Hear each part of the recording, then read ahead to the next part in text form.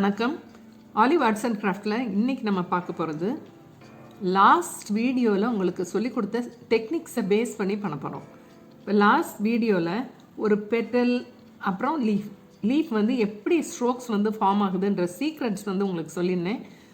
Last video பார்க்காதவங்க அந்த description பாக்ஸில் லிங்க் இருக்குது, அதை பார்த்துட்டு அதுக்கப்புறம் நீங்கள் இதுக்கு வந்தீங்கன்னா உங்களுக்கு ஈஸியாக புரியும். இப்போ என்ன ட்ரேஸ் போட்டிருக்கேன் அப்படின்னா, லாஸ்ட் வீடியோவில் போட்ட சேம் ஸ்ட்ரோக்கை பேஸ் பண்ணி ஒரு சின்ன பஞ்ச் வந்து பண்ணியிருக்கேன். இப்போ இந்த ட்ரேஸ்க்கு சில கைடன்ஸ் கொடுக்குறேன். இப்போ பாருங்கள், இந்த இடத்துல பெட்டல் இந்த மாதிரி, இது மட்டும். நெக்ஸ்ட்டு இது நார்மல், இங்கே இப்படி போடும், இது நார்மல். இந்த ஸ்ட்ரோக் இங்கே இப்படி போடுறோம், நார்மல். இவ்வளோதான். இந்த ஸ்ட்ரோக்கை அப்படியே கனெக்ட் பண்ணி அதோட பெண்ட், இதை அப்படியே கனெக்ட் பண்ணி இதோட பெண்ட், இதை கனெக்ட் பண்ணும்போது இந்த பெண்ட். இவ்வளோதான். நெக்ஸ்ட் ஸ்டெப் இங்கேருந்து இங்கே ஆட்டோமேட்டிக்காக இந்த மாதிரி வந்துடும். இப்போ உங்களுக்கு இந்த ட்ராயிங் வரைகிறது கொஞ்சம் ஈஸியாக இருக்கும். அதே மாதிரி தான் ஏதோ ட்ரா பண்ணியிருக்கேன். இப்போ பேஸ் கோட், இதுக்கெல்லாம் பேஸ் கோட் போட்டு நம்ம ட்ரை பண்ணிவிட்டு அதுக்கப்புறமா வந்து அதில் ஸ்ட்ரோக்ஸ் வந்து ட்ரா பண்ணோன்னா ஈஸியாக இருக்கும். இப்போ ஃபஸ்ட் வந்து நான் க்ரீன் எடுத்துக்கிறேன்.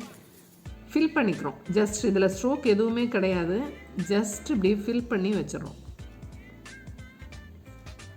இது ஒன்லி பேஸ் கோட்.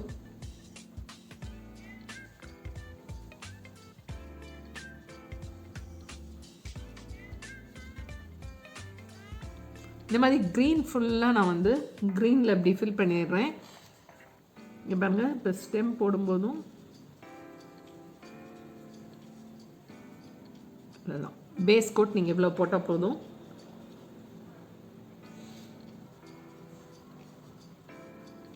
இதையும் ஃபில் பண்ணிடுறீங்க. அதுக்கப்புறமா இந்த ஃப்ளவர்ஸ்க்கு நம்ம என்ன செய்கிறோம், ரெட் வந்து ஃபில் பண்ணிக்கிறோம். எங்கெல்லாம் நம்ம பெட்டல் ட்ரா பண்ணோமோ அந்த ஏரியா ஃபுல்லாக ரெட். இதில் ஸ்ட்ரோக்ஸ் தெரியணும்னு நீங்கள் ஃபீல் பண்ணிங்கன்னா லைட்டாக எல்லோ எடுத்துக்கோங்க. ஏதாவது ஒரு கலர் எடுத்துகிட்டு அந்த ஸ்ட்ரோக் தெரிகிற மாதிரி ஃபில் பண்ணி இதை ஃபுல்லாக ட்ரை பண்ணிக்கணும். அது எல்லா பேஸ் கோட்டையும் நீங்கள் ட்ரா பண்ணிவிட்டு பெயிண்ட் பண்ணிவிட்டு ட்ரை ஆன பிறகு நம்ம ஸ்ட்ரோக்ஸ் பார்க்கலாம். இப்போ பாருங்கள், பேஸ் கோட் ஃபுல்லாக போட்டிருக்கேன். எந்த ஏரியா போட்டிருக்கேன்னு பாருங்கள், உங்களுக்கு ட்ரா பண்ணி காட்டினேன்ல. இந்த பெட்டல், இது இந்த பெண்ட் ஆகி இருக்கு இல்லையா, அதை மட்டும் நம்ம விட்டுட்டோம். இப்போ இங்கே பேஸ் எல்லாத்துக்கும் பெயிண்ட் பண்ணி முடிச்சாச்சு. இது ட்ரை ஆகணும்னு கூட அவசியம் இல்லை. இந்த பேஸ் கோட் போட்டுட்டு நம்ம இந்த ஏரியாவை மட்டும் நம்ம கவர் பண்ண போகிறோம். இப்போ பாருங்கள், ரெட் போட்டிருக்கேன். சேம் ரெட் லோட் பண்ணிக்கோங்க. ப்ரஷ் லோடிங் வந்து ரெட் எடுத்துகிட்டு இப்போ உங்களுக்கு ஒயிட் வேணும்னா ஒயிட் வந்து டிப் பண்ணிக்கலாம், எல்லோ வேணும்னா எல்லோ எடுத்துக்கலாம். இந்த மாதிரி டிப்பில் எடுத்துகிட்டு இதுக்கப்புறமா இந்த இடத்துல நீங்கள் கவனிக்க வேண்டியது, இந்த பேக் 2 பெட்டல் இருக்கு இல்லையா, இதுவும் அதை மட்டும் ஃபஸ்ட்டு ஃபினிஷ் பண்ணுங்கள். அப்போ தான் இந்த பெட்டல் போடும்போது ஓவர்லேப் ஆகும்போது ஃபினிஷிங் வந்து நீட்டாக இருக்கும். இப்போ பாருங்கள், இதை மட்டும் ஃபஸ்ட்டு போடுறேன். இந்த பெட்டலும் இந்த பெட்டலும்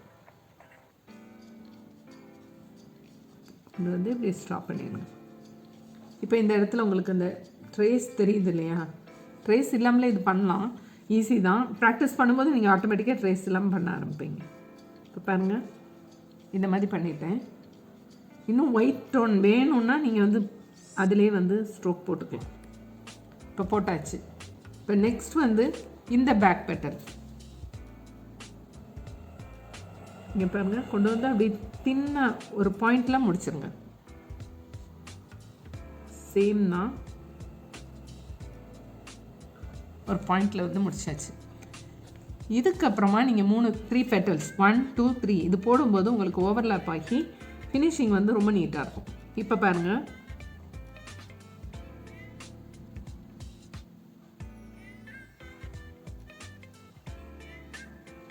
இப்போ பார்த்தீங்களா. இப்போ நெக்ஸ்ட்டு இந்த பெட்டல் சென்டர், அதனால் நீங்கள் எப்படி தின்னா கொண்டு வந்து இது உங்களுக்கு அவுட்டர்லேயே இருக்கனால ஸ்ட்ரோக் வந்து ஃபுல்லாக கம்ப்ளீட் பண்ணி கொண்டு வந்துடலாம்.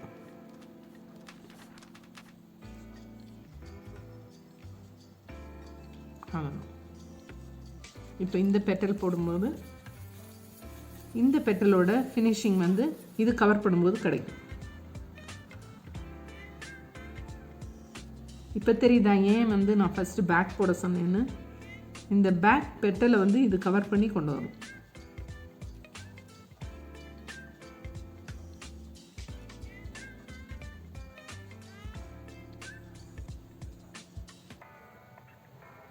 இவ்வளோதான்.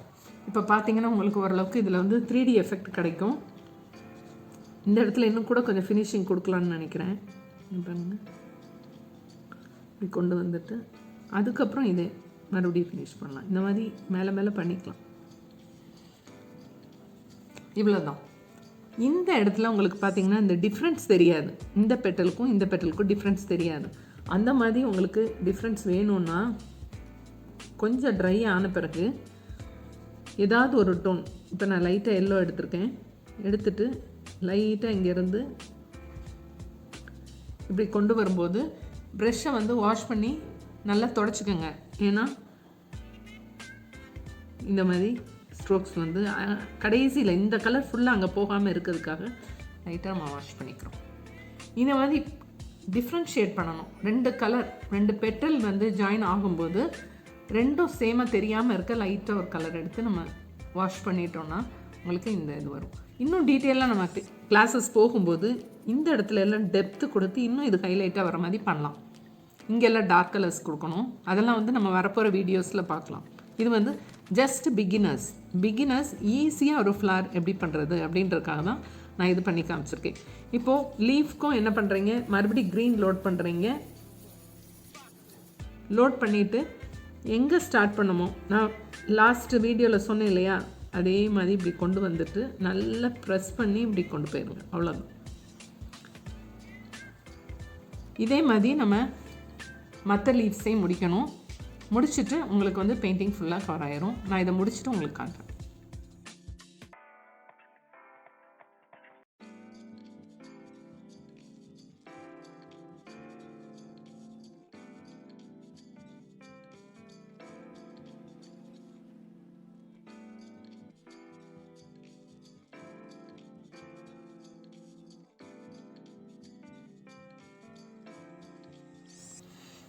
இப்போ பாருங்கள், இதில் வந்து ரெட் அண்ட் ஒயிட் போட்டோம், இதில் ரெட் அண்ட் எல்லோ போட்டிருக்கோம்.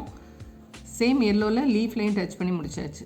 இது வந்து கம்ப்ளீட்டாக இது பிகினர்ஸ் பேசிக் ஸ்ட்ரோக் எவ்வளோக்கு எவ்வளோ ஈஸியாக கொடுக்க முடியுமோ அந்த மாதிரி நான் கொடுத்துருக்கேன் இந்த வீடியோவில். வர வீடியோஸ்லாம் கொஞ்சம் அட்வான்ஸ் லெவல் நம்ம கிராஜுவலாகவே போகலாம். ஏன்னா எல்லாருமே கொஞ்சம் ப்ராக்டிஸ் பண்ணிகிட்டே இருக்கீங்க, உங்கள் ஃபீட்பேக் சொல்லிகிட்டு இருக்கீங்க.